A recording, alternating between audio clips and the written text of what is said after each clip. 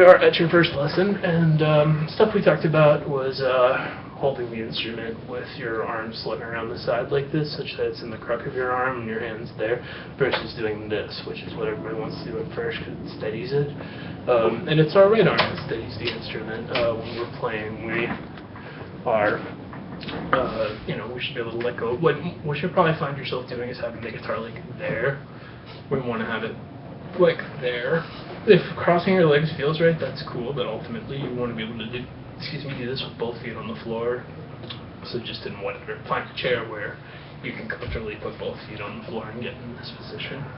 Awesome. So at this point, let's play something that sounds really unpleasant. You'll probably remember how to hold the pick from the lesson, but this thing here where we have it at right angles with our thumb, with about that much sticking out, this much, or a little nub. Our fingers almost graze the strings, or sometimes actually do when we're strumming. So before you even try anything over here, let's just go down and down, up, and stuff like that. So at this point, just pause your video at home and just strum some, whatever it seems like you need to work on. Ups will feel more difficult, and so we're going to be starting our motion right around the top of your instrument and making it all the way down to about here on your instrument if we watch me strumming. So the golf swing analogy, the way the guitar looks implies I line it up here and just hit them all. But that would sound like that. Have to these strings are really hard to get to these. It's this thing where we move through them and hit them all with equal velocity. So yeah, you're going to miss sometimes, and sometimes you're going to end up in too far, and that'll be the one that really sounds bad, because it's like... So anyway, there we are. And let's start with the rhythms now, which occur at 2 minutes in. So just do any interaction with the guitar, getting used to your strumming motion. And then the first chord we learned is E minor. We learned it because it's just 2 fingers and it's super easy. It's your middle and ring finger. It seems like your subconscious wants to go not this but this. So yeah, this one.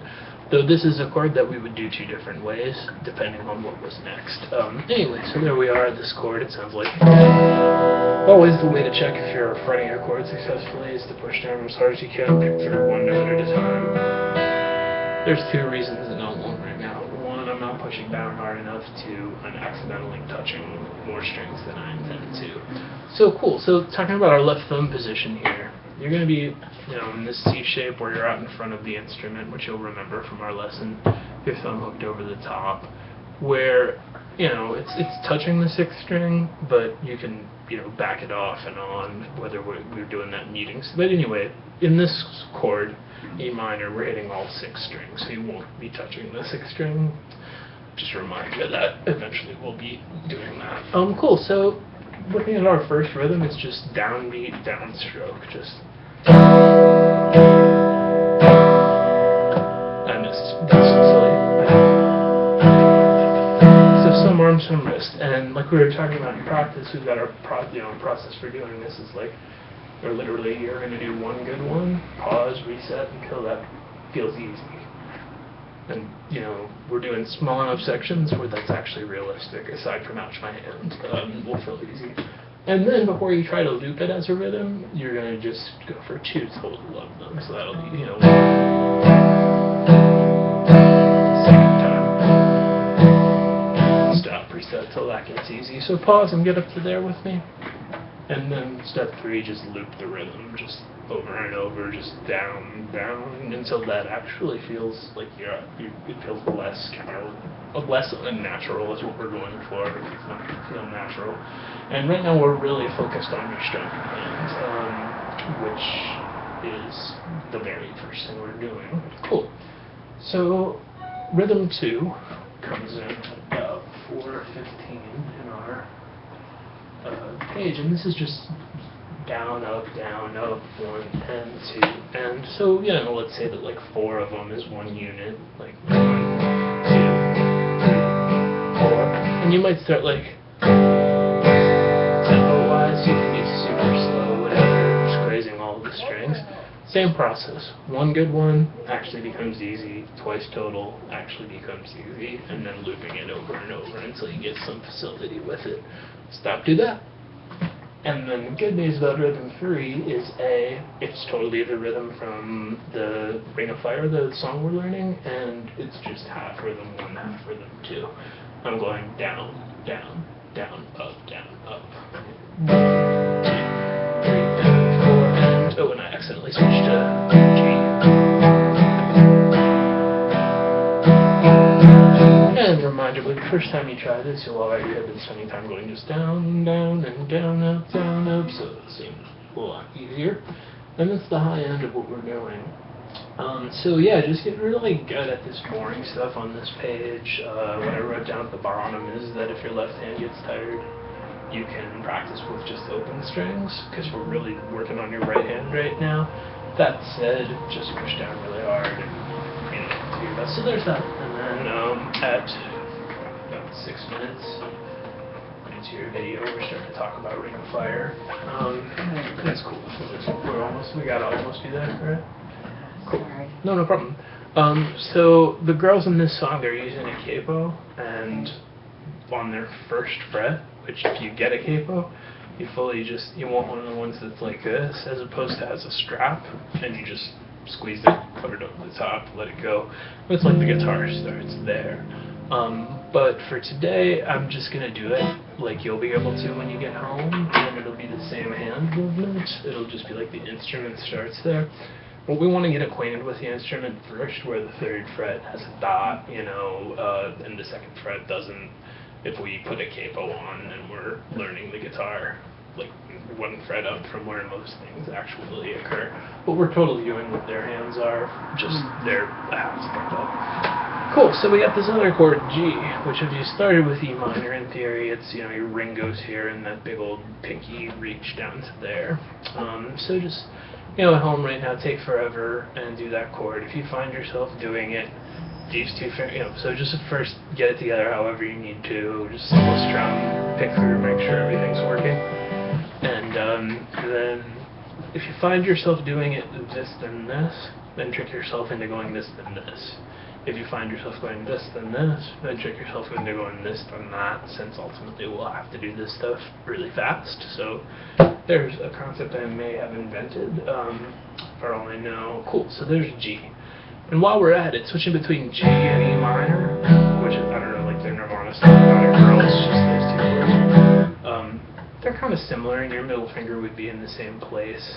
Just kind of thinking about what we do. Let me just get this for a sec. We are almost done.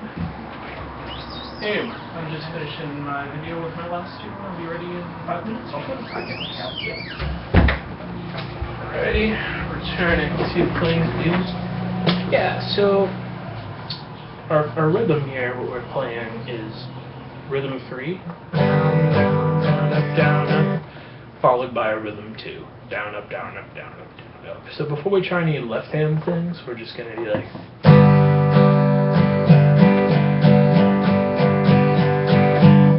And again, we're going to go for 1 good one, 2 good ones, then I can do it. And that was down, down, down, up, down, up, down, up, down, up, down, up, down, up. Cool.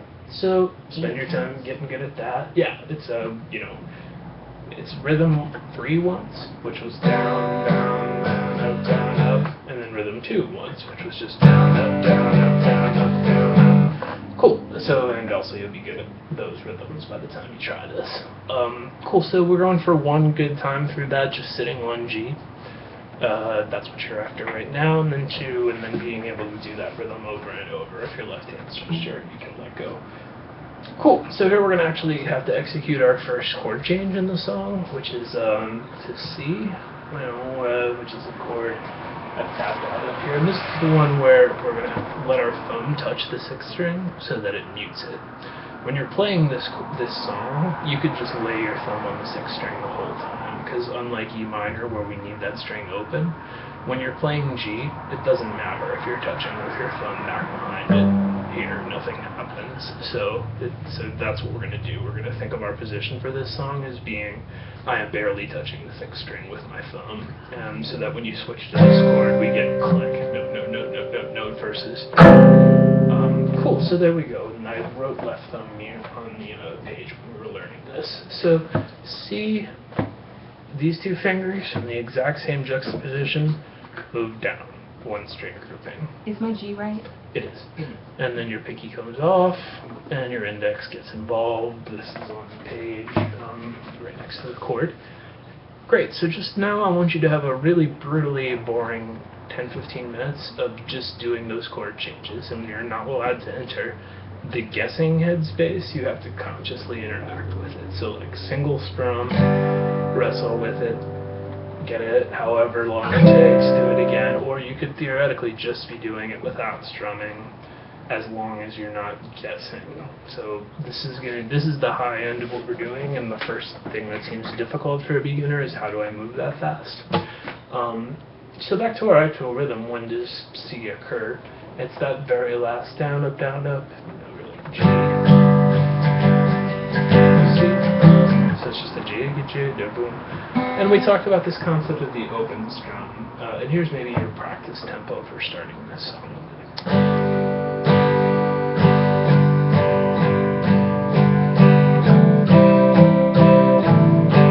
So we got this concept of the open strum. On the very last strum of G, you're actually going to be hitting that, and that's the time you're going to use to execute the change to C. So right now, what you're going to do is pretend the song ends at the first strum of C. So like go, and this is after having done the left hand changes, so stop, get good at that as much as you can. And then we're going.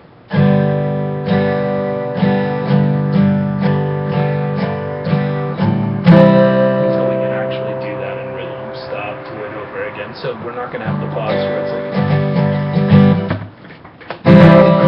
we're going to, learn it, the one hard thing, and that's going to be difficult. So, and then the same thing will happen when you're going back to the G chord. It'll be there we go. So there's our song that we're playing, and you can be really slow.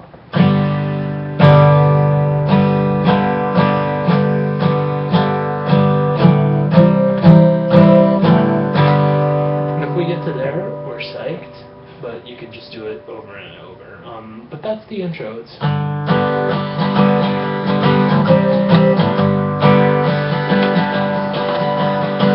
there's one where it just sits on G the whole time. If you listen to the song, you can hear this. Here's me actually playing with them, and just what we're accomplishing is it's now.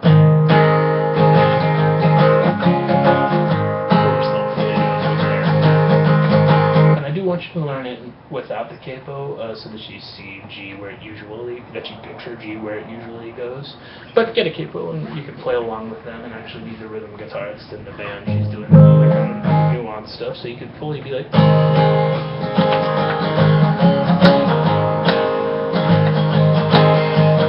That's our whole thing.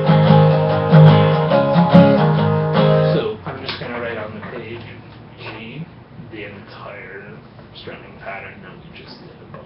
So you just do the exact same thing right hand wise, but don't have to switch to C. So it's like G, C, G for a long time. There you are, have fun, hurt yourself. So things we're trying to avoid are having your arm up too high. First, you're always going to want to have your elbow pinned against your body. We want to fight against that a little bit. And be in a position where you can comfortably come in at the strings over there. That said, we didn't really talk about this during the lesson. Whatever you end up doing, it's going to be fine. And I'm making a point to only mention that now. So there's what we're working on, and really try to progress through this where you're finishing as you go. Better to be good at the first thing than average at the whole thing with pauses.